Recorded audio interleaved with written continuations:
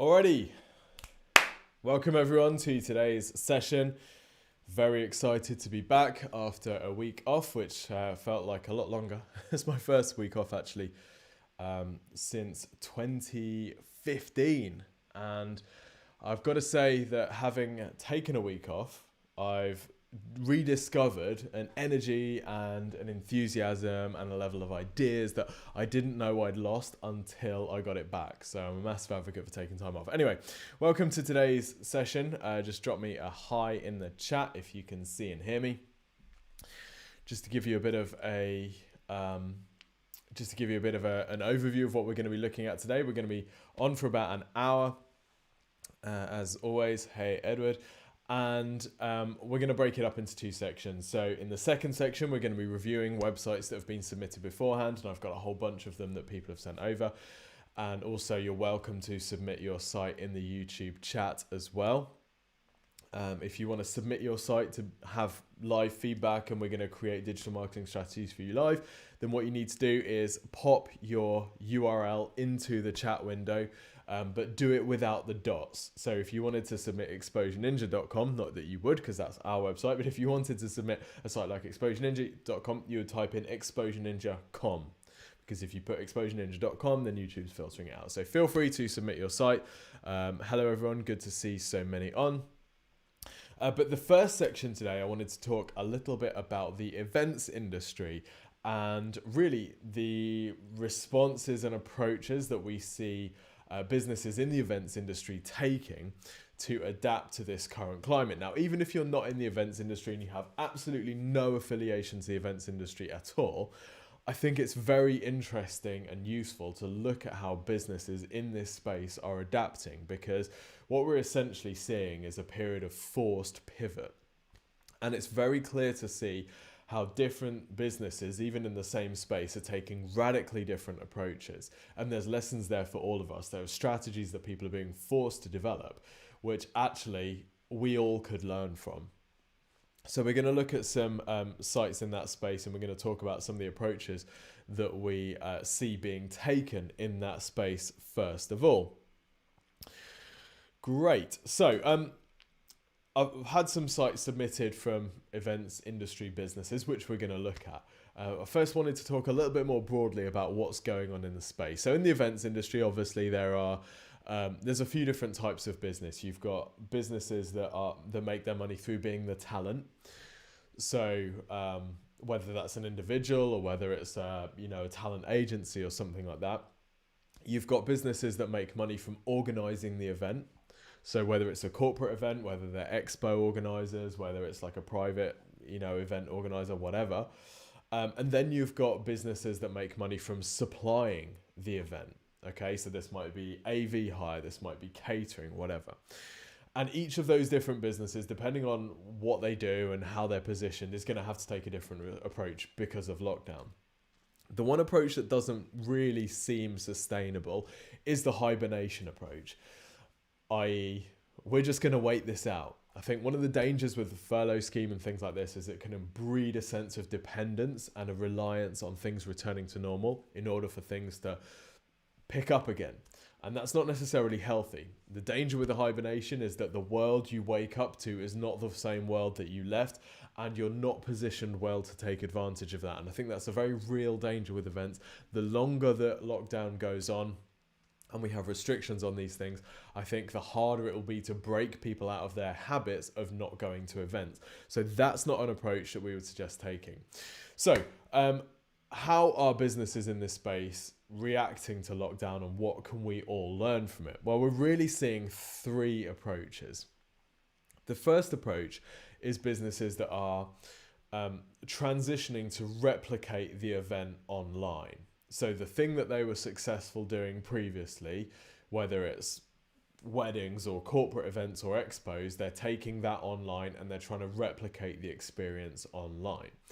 The second approach is people using this time to build up their marketing so that when things do return to whatever normal looks like, they're well positioned to take advantage of this. So specifically things like putting investment into digital marketing, spending time creating loads of content for your website and across all your social channels, being the events industry spokesperson in the media to get links and to get visibility that way, so that when things do come back, you know, you're really well positioned.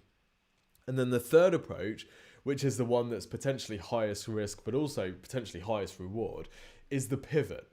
And there's various different ways that businesses can pivot, obviously, depending on where they're at. But that's an interesting one, and it's one that we wanted to touch on. So I'm just going to move all this stuff out of the way so I can share my screen with you. And we're going to take a look at some sites for each of these different categories and see how people are kind of adapting to this. I hate the phrase new normal, because we don't know what the normal is going to be, but nevertheless, that is the phrase that is being used, so that is the one that we will borrow for now.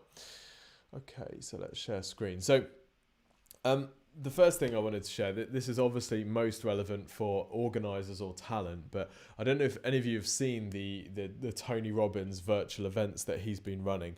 And you might expect Tony Robbins not to kind of go into a hibernation mode once his primary way of making money, i.e. running massive live events, has been taken away from him. It's been really inspiring to see how he's taken his energy and drive into creating a new online experience, which isn't just Tony Robbins on Zoom, because that's really not going to work. And he's obviously thinking massive, and he's got this, but basically he's got this huge video studio type thing. I don't know if we can see a picture of it in more detail here. No, we can't. There are various videos online. Anyway, it's Tony Robbins in a massive video studio surrounded by this huge 360-degree screen with loads of light, with music, with dancers coming in, all this stuff. Absolutely, you know, classic Tony. It's fantastic. The price point that he's able to get for the tickets for this, I think they're like $300 rather than maybe over $1,000, $2,000. But the great thing is the volume of people that he's able to put through, because it's a virtual event, is way, way higher. So it's been really interesting to see how he has pivoted. So whether you're an organizer or whether you're a supplier, you know, we've got clients. I was thinking about these guys the other day. They're a corporate event AV provider, and they provide AV for hire for corporate events, and thinking, you know, how does a business like that pivot? Well, right now there are thousands, tens of thousands, possibly hundreds of thousands or even millions of people that are getting to grips with the fact that they're going to have to be presenting for their business over Zoom. And not everyone has a Tony Robbins type setup. So what's the opportunity there? Well, the opportunity might be to supply video stuff so that people's home spaces can be made to look fantastic rather than just a bedroom. If you're the talent, then obviously the opportunity is there to be hosting your own live events. If you're the organizer, then putting on things like this, there's massive opportunity for. One of my contacts has just opened a huge in-person training center in the Midlands. Disaster time to open a huge in-person training center in the Midlands. But what's great is the location is very central, very easy for people to get to. If he wanted to create this in the video studio and charge people to come in to run these sorts of events, well, that's something that doesn't exist currently, and the demand for it is like ping, because people have never had to do this before. They've never even seen the opportunity to do it before. Now all of a sudden it's out there. So that's the first thing, kind of transitioning to replicate the event online. Another site, actually moving over to one of the sites that we've had submitted for this session, was Chris Reads Minds. And as first when I went on this site, I was like, you know, pretty standard magician type site that we get sent to review. Whilst this is a fantastic version of that, and it's very, you know, well designed, strong layout, good credibility, everything that you'd want from the marketing side of things, my initial reaction was, okay, it's another magician. But then my eyes met this, which is the virtual online magician. I thought, isn't that interesting? If we have a look at this page, he's done a fantastic job of positioning and pitching this brand new service, which, you know, 5 months ago wouldn't have even been an idea, and he's got it to market very quickly. Now, I'm not going to play the video for you, but I just want to show you some examples of how he's using, right? So he's using the reactions on Zoom. So he's not just selling, hey, I'm a really great magician. He's showing the reactions of people, and he's showing how this new thing works, which is really important when you're selling a new concept to people. It's a fantastic video. It does a really good job of selling. And I think it's really encouraging to see this type of thing work.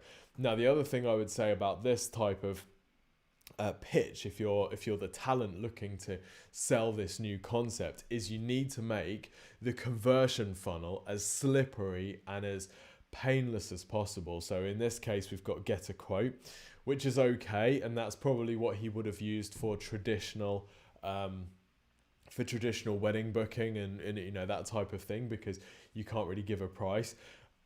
I think there's an interesting opportunity here, which is to make it easier for people to book. So you could actually just book in timescales, and you could timelines, and you could and you could pay straight away, and you could book in the time or whatever. So I think that's possibly a call to action thing to maybe test. But certainly really encouraging. And I had a quick look at the space. There's quite a lot of people, magicians particularly, doing this type of thing, which is really interesting. So that's the first thing, kind of pivoting to replicating the event space online. The second approach is using this time to be building marketing for when things return to normal.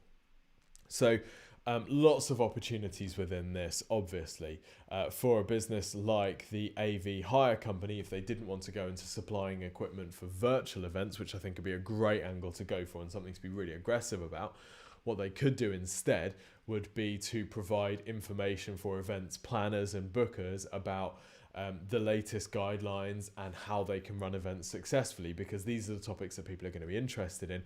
They're going to be very keen to get these events back up and running as soon as they can. So they've got this time to kind of establish themselves as an authority in the event space. Now,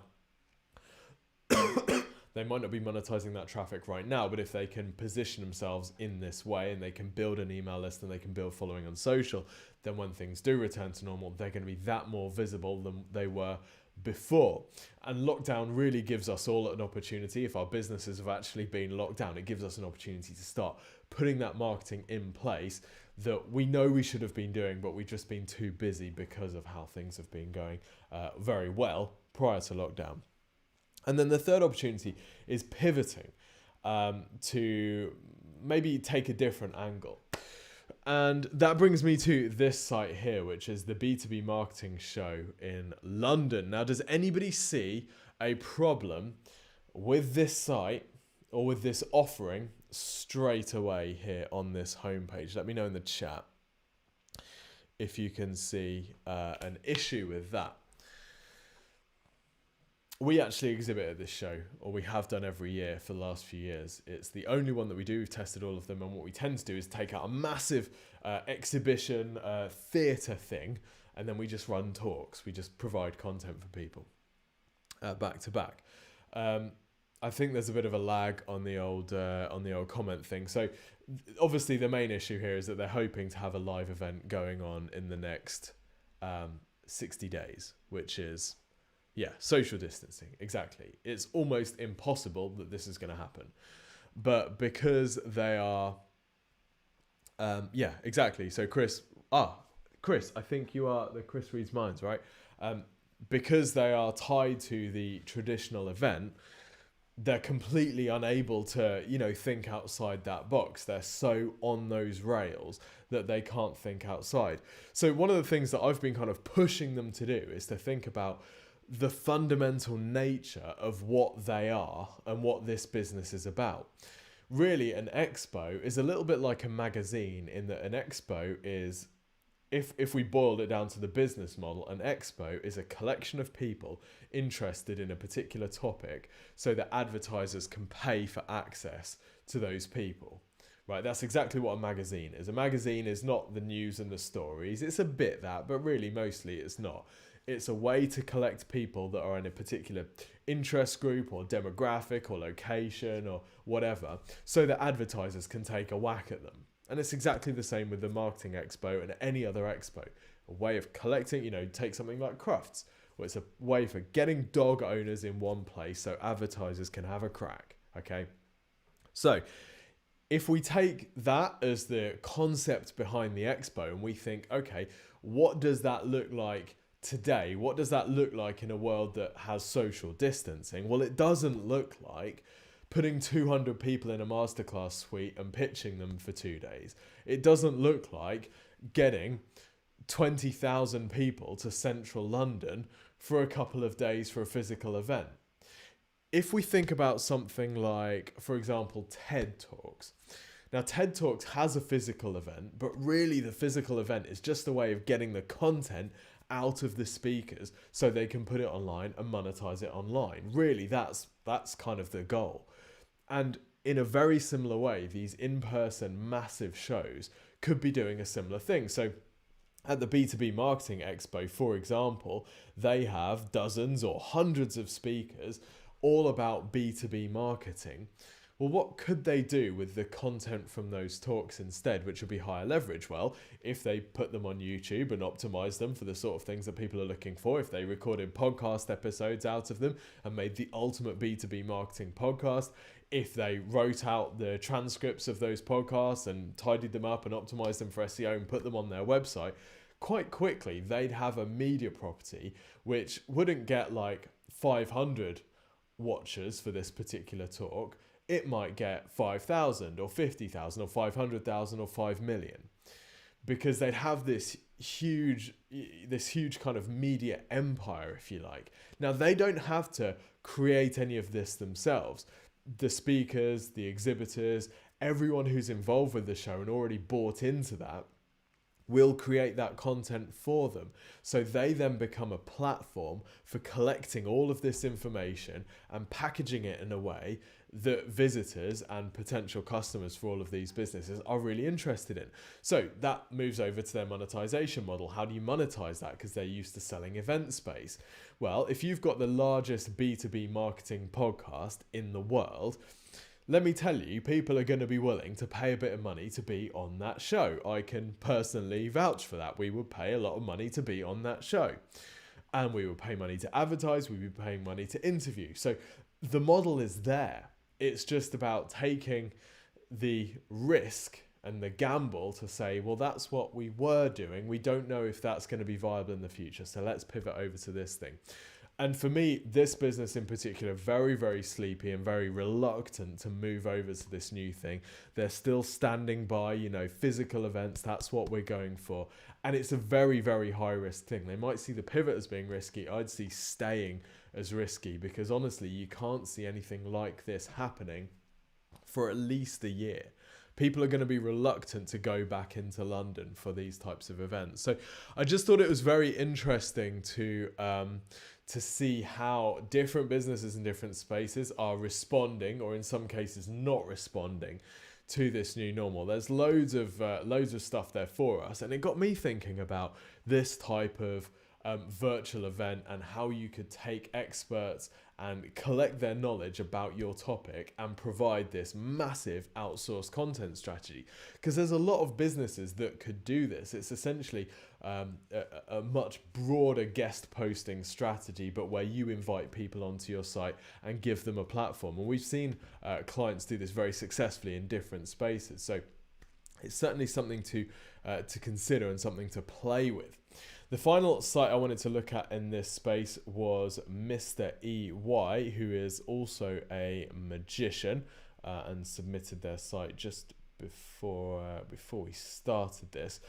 So I guess a little bit similar to Chris Reed's Minds. I wonder who we would say has the better converting website. It's a bit cruel, but let's let's see what we think. I've got to say that the one thing that catches my eye on Mr. EY is this Secret Ninjas thing. Secret Ninjas? Amazing Ninjas we have worked with reliable to... Right, so I think we need to proofread the site here. I think these are suppliers. Okay, they're suppliers.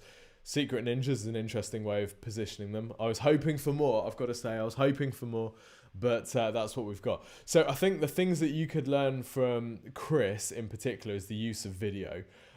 Very good looking website, nice clear layout and all of that. And we've got the testimonials for credibility as well, which is great. We've got some stuff which is a little bit far-fetched. So I think helping to overcome people's problems this to me feels a little bit like we've read a business book about like how to solve people's problems and thought, I don't think we need to overtly say how we're going to help people overcome their problems. I don't go onto this thinking I have an entertainment problem. I go onto this thinking I want my wedding to be the freaking best that everyone's ever been to. So I think that might be the problem that we could speak to rather than just talking about the problems in general. But for me, the video aspect of Chris's site is so compelling because we see what people's actual reactions are. And if he can make a video that compelling about Zoom, then something in person I think is even bigger. So I think that'll be the first thing. And then the second thing is calls to action. I think we need to be very clear about what people are supposed to do next. And get a quote is one thing that you can use. Okay, inquire here. We will respond within 24 hours. Okay, so whether some of these are optional or whether they're all required is a really important thing. So generally with a form, you want to ask for as few fields as you can, but to make sure that you can pre-qualify the people that are interested. You don't want to be calling people up if they're, completely not relevant.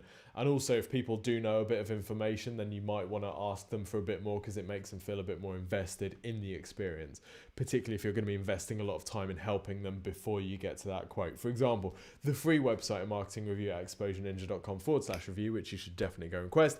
You'll see we ask a fair few questions in that. And part of the reason for that is because if we're going to be spending half an hour creating you an amazing video showing you all of the areas that you could prioritize in your digital marketing over the next 6 to 12 months to significantly increase the quality of your leads. Do you like the seamless pitch there?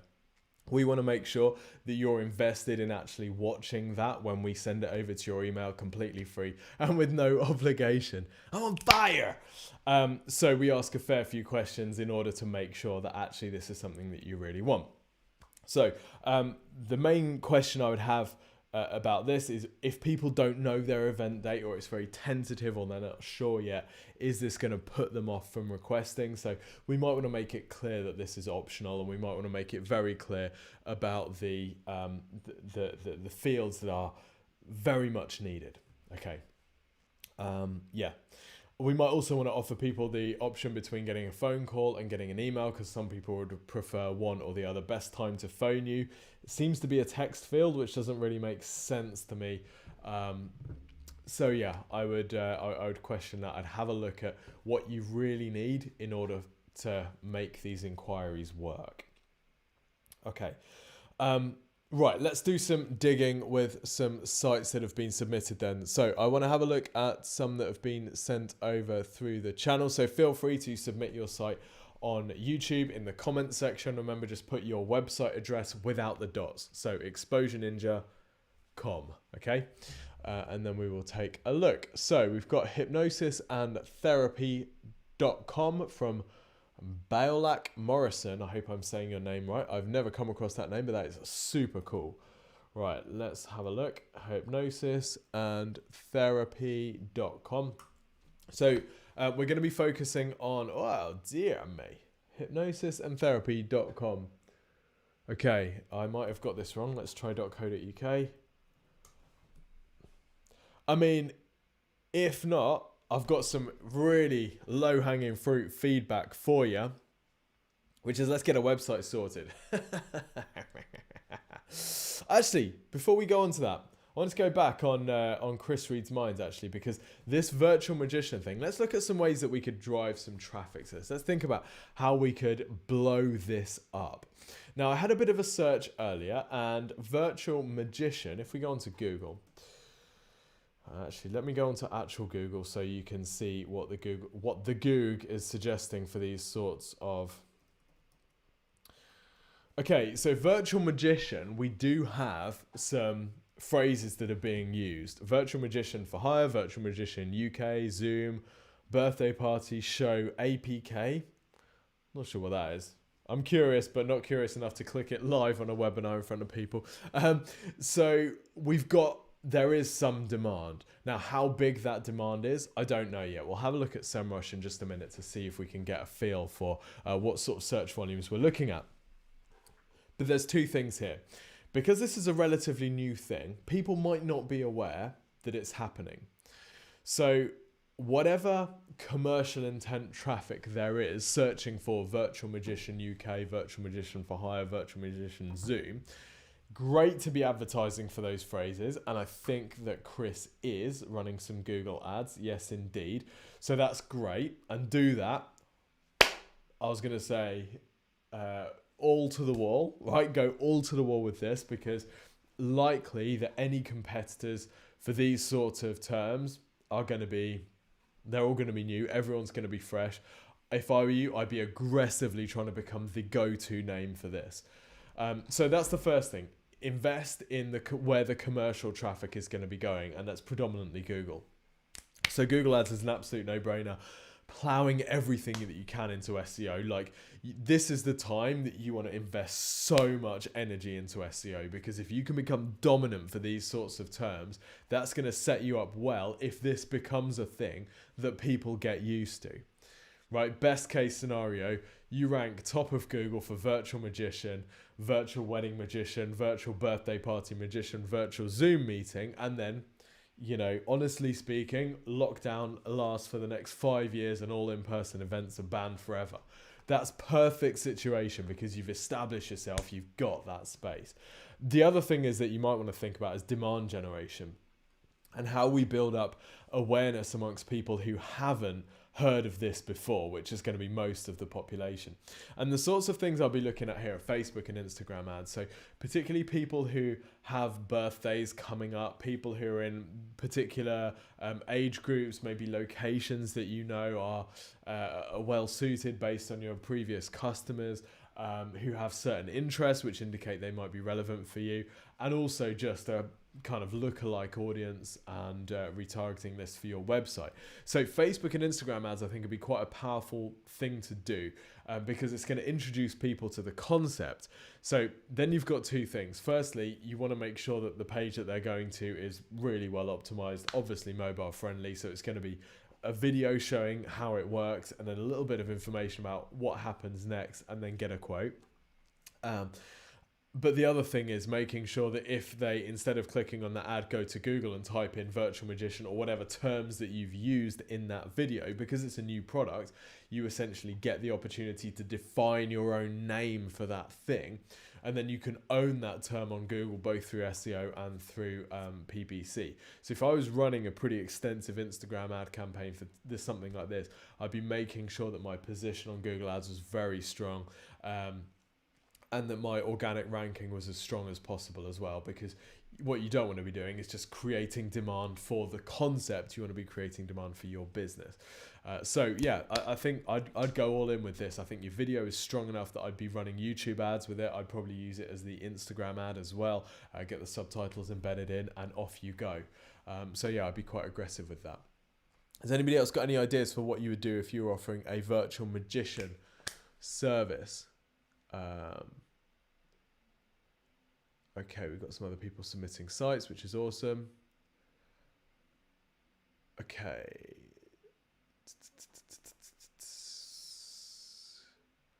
Virtual magician seems to be predominantly US market. Interesting, Ed. So two opportunities there. There's either go over to the US or there's sit tight because it's coming. Whatever happens in the US tends to come here eventually. So yeah, maybe the opportunity for demand gen. Might be interesting to look at how magicians in the US have built that visibility and what's happened over there to kind of trigger that and to make it happen. Insta ads are next. Chris, if you need any help with it, exposureninja.com/review. Then that'll be a go. Going international, freaking love it. I hope you got a sick video studio. I hope that you're just absolutely going all out with this, because to me, there's something limiting about a physical in-person event. And I think the great thing about lockdown is we've got an opportunity to push ourselves harder than we ever would have thought. So you could look back at this at the point where you've got, 20 million YouTube followers and you're doing a weekly YouTube live magic show, and you're absolutely massive, and you're doing all these video events and you're doing corporate events and all this type of stuff virtually, and think, crap, remember when I could only do one event a day, and now I can do 6 back to back from my 6th studio. Love it. Dude, what a time to be alive. Thank you. I was going to say thank you, COVID, but thank you, opportunity. Anything that looks like an existential threat can be turned into an existential opportunity. I really believe that.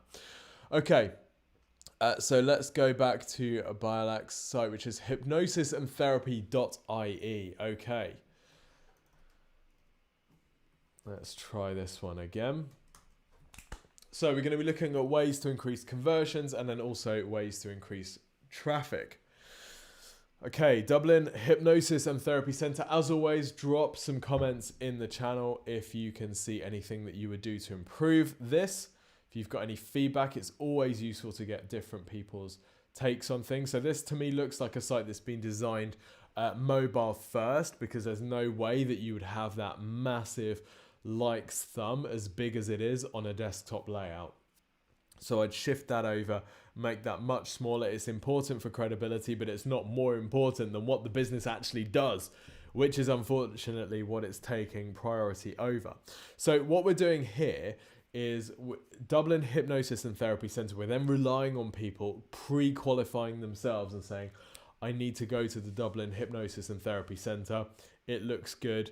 Great, let's request a free consultation. I don't have any information before I'm being asked to do that. So what I would think about is, what's the buyer journey actually like? If you take just one of your potential customers and think, what's that person's situation? Do they have a particular addiction or problem that they want to get over? And the first thing they need to do is identify that hypnosis and therapy is going to be the solution to that. Then they need to know about me and to know that I'm credible. They need to know that I can get results, and then they're going to book in for a free consultation.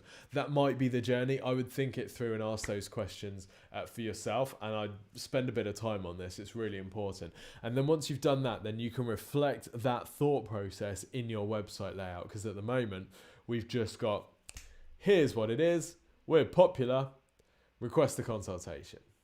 And it's a little bit like the guy turning up for the date and being like, or the guy in the club being like, hey, I'm pretty cool, let's get married. I know that people always overuse the marriage analogy with digital marketing in particular, but this is very much like that. So we need to hypnotize people a little bit first. We need to get them feeling sleepy before we can ask them to stand up and pretend that they're a chicken. By the way, I know that's a horrendous characterization of hypnotherapy. I do hope that you'll forgive me. So we've got a bit more information further down the page. And you provide solution-focused therapy using hypnosis and a unique combination of techniques. Multi-therapy approach that causes positive... Okay, great. So the benefit here is quick and effective change, okay? Which is great, because that's all people want, isn't it? So we've got quit smoking, weight loss and emotional eating, anxiety, sleep hypnosis, full list of issues treated. So what I would think about is almost...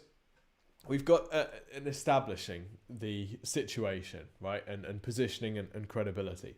So from practical layout terms, if we're looking at this on desktop, I mean, the feedback is almost identical for mobile, but in fact, let's just take it on mobile.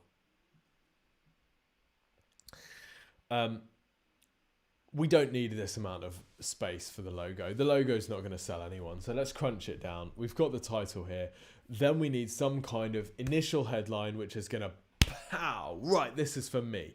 So looking for help with blah, blah, blah, blah, blah, blah, blah. And then some kind of credibility statement about how you can help. You might have some bullet points specializing in rapid and effective solutions to problems, including blah, blah, blah. Very personal and discreet service. Free, no obligation consultation to find out if it might be a good fit. And those might be bullet points underneath this main headline. Then we go into the call to action. Oh, the call to action disappears on desktop and goes, okay, interesting. So then we'd have maybe a call to action, which might be, if you're looking to get resolution on one of these issues, fill in your details here and we'll be in contact to arrange a free consultation discreetly with no obligation. The other thing I would think about, online hypnosis and online therapy is going to be something that increases in popularity. You and I know that you can get them results without being in person. So the question I would have is whether actually tying yourself to Dublin is a restriction or is it actually empowering? This might be the opportunity to create an online hypnosis and therapy consultancy, which gives you more reach and a potentially much higher ceiling. So that's something I would think about. And then I get some testimonials about that as well, because we need to establish not only are you good, you're good in a virtual environment. Okay, then message. I'd reconfigure this somehow. We want to get people talking about their pain, okay? Because if you can get people invested even in the call to action about how much they need the help. You know, we looked at Tony Robbins earlier, and I know that one of the things Tony Robbins would tell his early clients is, I'm not going to help you unless you're willing to change, unless you're absolutely committed to changing. Tell me why this is a massive issue for you and you need to change. And of course, all they've done then is just give themselves massive leverage. And whatever he says, they've already committed to changing. So in order to be consistent with themselves, they have to change. But the great thing about that is it really kind of gets them to think about their pain. Now, in this case, you've got a very real pain that you're solving.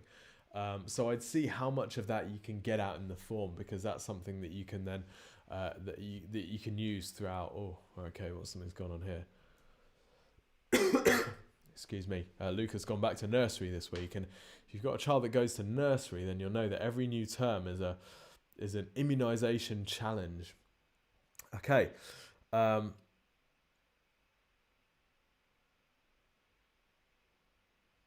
Great. Good testimonials. This is good. I mean, to me, this is, if I had to be honest, I think a website that is laid out much more professionally and looks as good as I think you are is going to pay for itself. I would get this sorted. And that's going to be the biggest thing for you, because I would be cautious about driving a lot of paid traffic to the site at the moment, because I just don't think it's there yet. I don't think it's likely to convert at the sort of level it could be. So I'd be aiming for like a 2+% conversion rate before driving much traffic. And yeah, once you've got that, then of course you can go all out with paid ads, particularly Google ads. This is a pain point. This is something that people are looking for. So they're either going to be looking for the problem, i.e. Stop smoking, or I don't know, let's see what your services are. Stop smoking, weight loss Dublin, that type of thing. Anxiety treatment Dublin. Or this is going to be a solution-focused thing. So they might be searching for something like CBT Dublin, or hypnosis Dublin, or therapy Dublin. And then whatever they're searching for in that sort of space, you've got an opportunity of getting them on the site and convincing them why your thing is the right solution. So that'd be the approach I'd take. I wouldn't even go really down the marketing side of things yet until the site is laid out like this. Let me think of a site which would which could be a really good reference for you on this. Okay, I'm going to show you a site.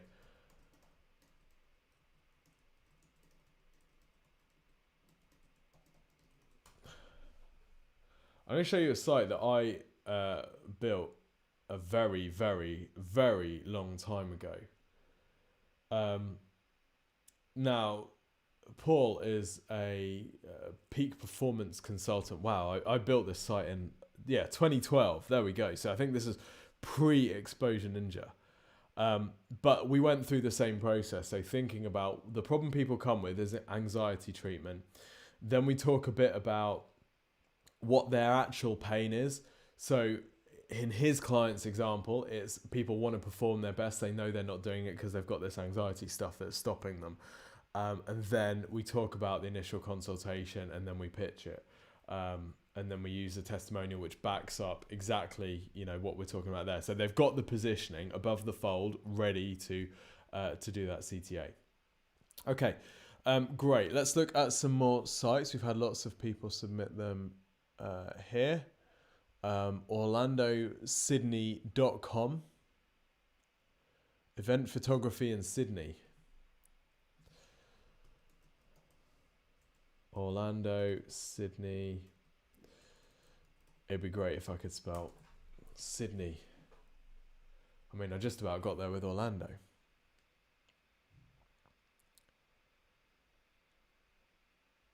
Right, Hannah says, great feedback here. As a potential client, I would like to see an image at the top, something that calms and catches my attention. At the moment, personally, I think it's too much text. Images with collections. I can't remember the site that we were on about, but actually, I think that is a great point for the previous site that we were looking at about the hypnosis and therapy. I think, so Facebook ads at the moment, I would honestly be focusing mainly on the website rather than running too many ads right now. Yeah. But also the personality behind the business, I think, is quite important. And one of the things that we found with the anxiety treatments, like way back in, like before the internet was even a thing in 2012, was that Paul's personality was quite important to that. And important to kind of build credibility and trust with people, even if that's not the person that people will end up being with and talking to. That trust is really key, because I'm essentially opening up my deepest issues with someone, and I need to know that I'm not just going to a call center where people are going to gossip about me or whatever. I need to know that there's trust there. Okay, OrlandoSydney.com. Okay, photographers in Sydney. Right, so this is a space which has obviously been heavily impacted by COVID. And also I'm extremely curious to know, are you awake and you live in Sydney, in which case it must be quite late, in which case thank you.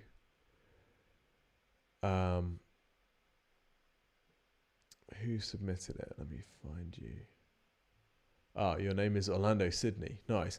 Let me know how business is for you right now. I'm imagining it's not particularly good. So then we go back to the three options. Either figure out a way to replicate what you do in the online world, which might be helping people get set up with nice backgrounds for their Zoom meetings. It might be helping people to create professional home video studios, that type of thing. It might be putting all of your energy into building visibility so that when things return, you're in a really good place. Or it might be pivoting to something else completely, which I think might be a little bit extreme. But certainly helping photographers navigate the new normal might be a way to go if that's your audience. So let's see what we've got here content-wise. Okay, so firstly, layout for this site. I can't help analysing the conversion rate, even though you're not going to be getting a huge amount of commercial intent traffic, I would imagine, right now. This massive kind of above the fold area of nothingness, I think we could reduce it. You're going to get a higher bounce rate than you need to with this, because some people unbelievably don't know that they could scroll down. So I'd reduce the height of this. Photography is one of those businesses where people always think I need to show massive pictures because that's what my audience is judging me on. Whereas actually a lot of the time people aren't judging you on the pictures, as crazy as that sounds. They're judging you on the other stuff, because a lot of people don't really know the difference between a great picture and a good picture. So as long as you're clearly competent, then it becomes about, okay, are they going to help me get the result I want? So if they're a trade show, are they going to be professional? Are they going to be organized? Are they going to make my trade show look busy and awesome? Great. Corporate photography. Am I going to have a picture where I'm like looking with my mouth open, or do you understand what I'm booking you for? So I think the importance of information on these type sites can actually be, it can feel secondary, even though it might be more important. So this type of thing, we got all the shots we asked for and more. You gave me everything I wanted and a whole bunch of stuff I didn't know I wanted, or I didn't want. Great. So these are good. I'd probably get one of these a bit further up, maybe even in this header section. Get free quotes. I'm a bit confused because above the fold, it feels like quotes feels like you're a comparison site, but then the more I go down, the more I think Orlando Sydney is a person and it's you.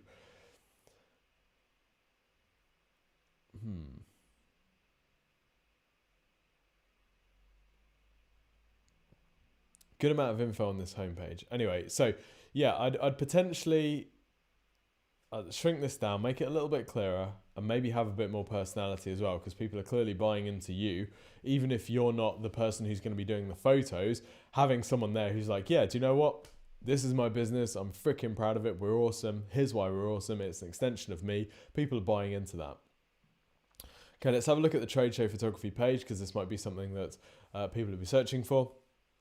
Sydney Trade Shows and Exhibition Photography. This looks to be a well-optimized page, although the page title doesn't include Sydney, which would be quite important for you. Okay, the layout of this page is suboptimal, which is politeness for it's not great. So what you've got to imagine is when someone comes to a page like this, they might not have been through your homepage first. In fact, if they're coming through organic search or pay-per-click, typically, they won't have been through your homepage first. So what we need to do is do all the scene setting that we've done on the main site, on the homepage. So this needs to be an introduction to your business. There's no point ranking for Sydney Trade Show Photographer with this page if when people come on, all we're talking about is the trade show market in Sydney. I'm looking for a photographer. I don't want to be told about how massive the trade show market is in Sydney before I found out if you're even a photographer, right? So we need to keep the user intent in mind here. It's no good teaching them about what a trade show is and how big trade shows are. We need to know, why are you a great photographer? Why am I on the right site? This is a mistake that a lot of people can make when they build a page for ranking rather than building a page for their target audience.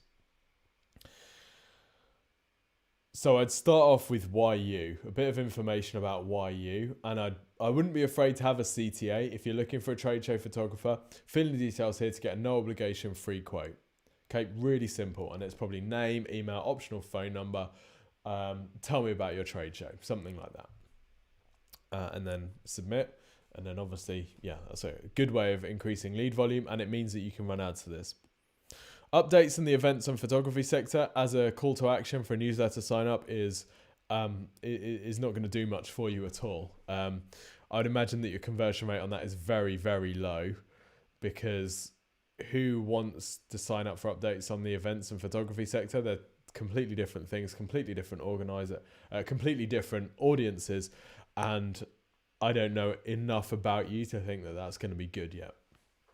So if this was tips on how to arrange, tips on how to drive people to a trade show, tips on how to absolutely max out the capacity of your trade show, oh, that's interesting. That's something I might sign up for. And then, of course, it will be about how to position your trade show online, how to, use great photos to showcase how exciting your trade show is, how to invite more sponsors by beautiful photos showing these amazing stands, that type of thing. It's basically a pitch for you, but this at the moment has very low perceived value for anyone.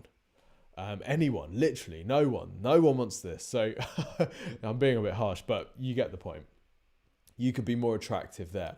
So yeah, I think this page is probably optimized for SEO more than it's optimized for users, and we need to get that balance right. In fact, let's have a look for, let's open this in incognito, and we're going to go for trade show photographer Sydney. The great news is that while things I've spelt Sydney wrong, obviously, well, you rank in top of Google, but I want to have a look. Actually, I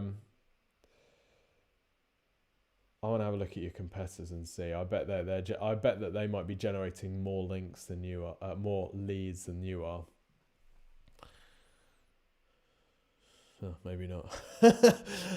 I mean, the page layout is probably a nicer looking page, but actually, I mean, whoever thought of putting the call to action button in a transparent? Oh, it's just what? Huh? Yeah. What's the most important thing here? Is it the button which you can't actually see? Yeah, it is. Yeah. It's the invisible thing. Okay. So great photos, beautifully presented, but we need to keep our focus on what we want people to do, which is get in contact for a free no obligation quote or to discuss their project or whatever it is, this is a great page other than the call to action, which is a shame because the call to action is the most important piece. Particularly with the form being at the bottom of the page, which is obviously where fewest people are likely to visit it, then we're requiring people to do all sorts of things like putting a subject. Why do I need to put a subject just to get in contact with you? Is that a prerequisite for me becoming a lead for your business? Is that I put a subject to my message? Sorry, without a subject, we just can't quote you. We can't tell if we're going to be a good fit for you because you didn't include a subject. Sorry about that. It's just not going to work if you can't follow instructions. So, yeah, I mean, this is like an extreme example, but you don't need the phone number necessarily. You don't need the subject. You definitely don't need the subject. I wouldn't even ask for the subject. It doesn't do anything. It doesn't help you get a better qualified lead. It doesn't help the audience to fill it out. It doesn't help you understand what's going on. Pointless. Waste of time. So yeah, CTAs would be much more beneficial for that. This is interesting. We have the resources and ability to broadcast your event to any online platform. Love this. So they've pivoted to a different space. We can even create a custom streaming platform for your online event. Oh, this makes me absolutely love this. This is a live pivot in front of our very eyes. Audio and visual experience. Over 2 decades of creating audio solutions for every event. This is sick. Although, where's the info gone? Whether it's live, virtual, or both, relax, we got this. Yes. Look at this. Great. This is amazing. This makes me want to buy the company. Right. So they could definitely focus more of their stuff on the virtual events, considering that's probably going to be their priority right now. And I'd have a big menu thing about virtual events as well. See, they've sent me to the homepage, even though I searched for a trade show photographer, Sydney. They've sent me to the homepage of their site, so it's not actually giving me what I wanted. It's given me something great, which illustrates what we've been talking about today, but it's not really what I wanted. So as a potential customer for a trade show photographer, not really interested at all. And what have we got here? All right, the great news is, buddy, all of your competitors are not treating their conversions with respect. Yeah, they've all designed their sites to look nice rather than to convert. So that is the opportunity. Pricing is an interesting thing to include on a site. Typically used if pricing is either a benefit or you need to disqualify a large number of your leads. Otherwise, then typically including price is just going to suppress response. And obviously this is also optimized for mobile, which is why they haven't included it as a side-by-side thing. But having the top price here, the danger is, right, usually in a pricing table you want to have your highest price at the start because then it anchors people. It's why the restaurant includes the highest price wine at the start, because it then anchors you to the higher price, and all of a sudden the lower price ones seem cheaper than they would have done. So that's sound. But the danger is that you just have the highest price visible and people have got to hunt for the next price. So the danger is here. If my budget is 4K and I go down here and I'm like, 8K, not right for me, and I'm already kind of disqualifying myself without actually giving the time to go through. So in this sort of situation, I try and find a way of shrinking these so that they're more visible together. Definitely on desktop, having them side by side, because there's so much white space here, will be a better thing to do. Now, I know this isn't your website, I just thought it might be useful. Right, now let's have a look at some rankings, and let us know what you're doing to promote this site, Orlando.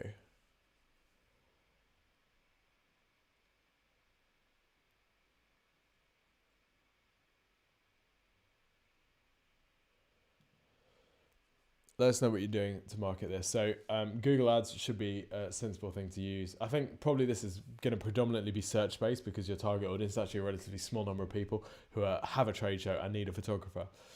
So potentially LinkedIn, but it'd be quite a roundabout strategy on LinkedIn. I don't think it'd be easy to find the people that are booking photographers for trade shows. You probably have to target the people who work at trade show type companies, and therefore you'd have to go with some broader content like tips to make your trade show a success, which would be a very roundabout way of getting those people. I'd much prefer to see you absolutely dominate for the searches that you've got, which it looked like you were doing, to be fair, when we had a search earlier. So we're just going to have a look in SEMRUSH and see what sort of search volumes we've got and rankings we've got for this site. Ping. Okay. Not much use looking in the US.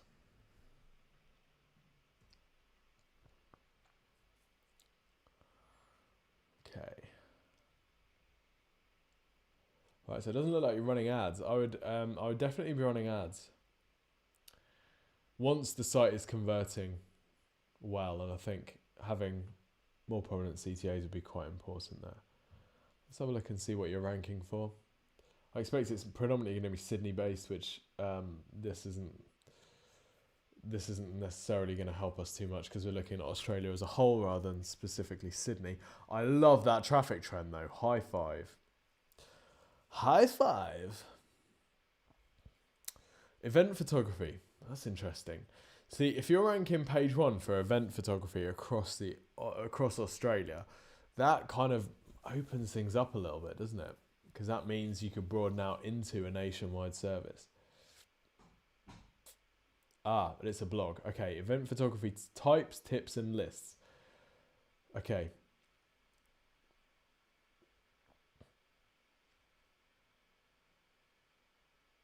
Right, so, yeah. I think someone in the channel said, you got to have CTAs on your blog pages. These blog pages, we've got clients that the blogs are driving like 80% of the traffic. I think probably for Exposure Ninja, blogs are driving the majority of our traffic as well, organically. And the danger is, what happens is as you invest in your blog and you write more great content for your blog, answering people's questions, this is a great piece, like really in depth, amazing, super long. No wonder it's ranking. But the danger is that your organic conversion rate goes down across your site to like 0.1% because you've got 10,000 visits a month for your blog posts, very few for your commercial pages, and your blog isn't actually converting anyone into a commercial visitor. So if someone's searching for event photography, what are they looking for? They're probably looking for an event photographer, right? They might be looking to learn how to do event photography, but probably not. They're probably looking for an event photographer. So I would maybe re-angle this, not just to be about what is event photography. Everyone knows that. But let's think about what would we need to do to really help someone who's searching for that topic.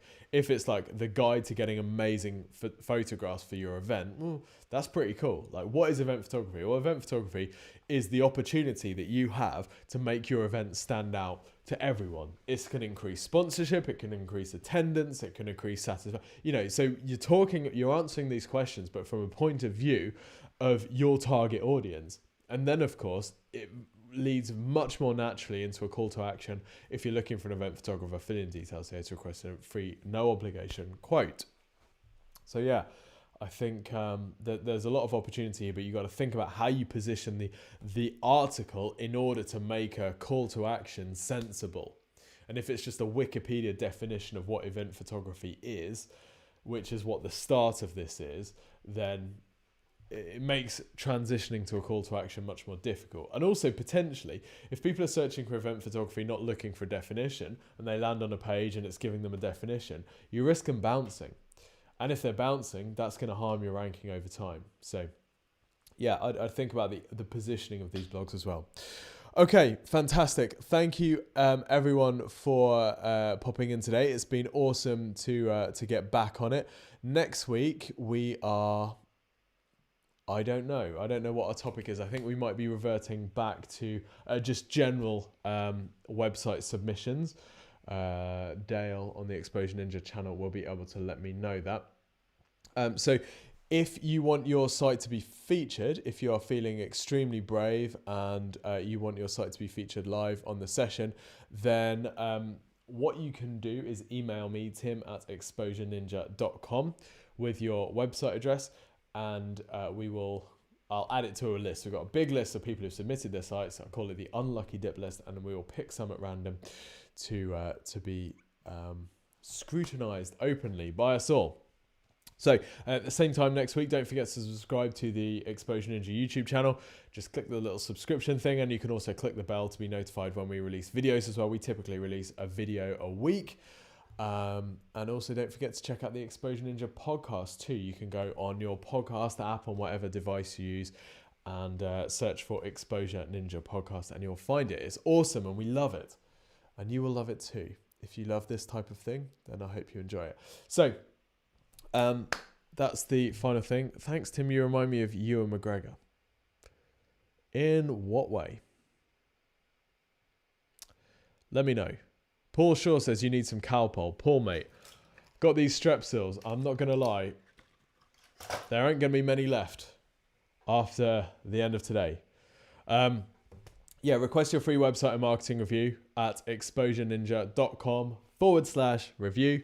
And one of our team will take a very organized and thorough look at it. They'll record you a video showing you all the things that you can tweak about the website and how you can generate more traffic through search, social, and paid ads.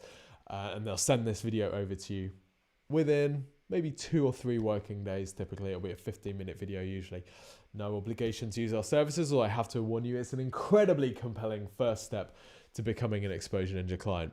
Anyway, thank you everyone for tuning in. Hope you have an amazing rest of the day. Remember that this is Friday. We're almost halfway through Friday, but we're not at the end of the week. Halfway through Friday means you're 90% through the week. So final 10% is really where champions are made. Don't give up. Keep smashing, keep crushing until the end of today. And I look forward to seeing you all next week. Have a great weekend once the week is done, but the week's not done yet. And I look forward to seeing you soon. Bye-bye.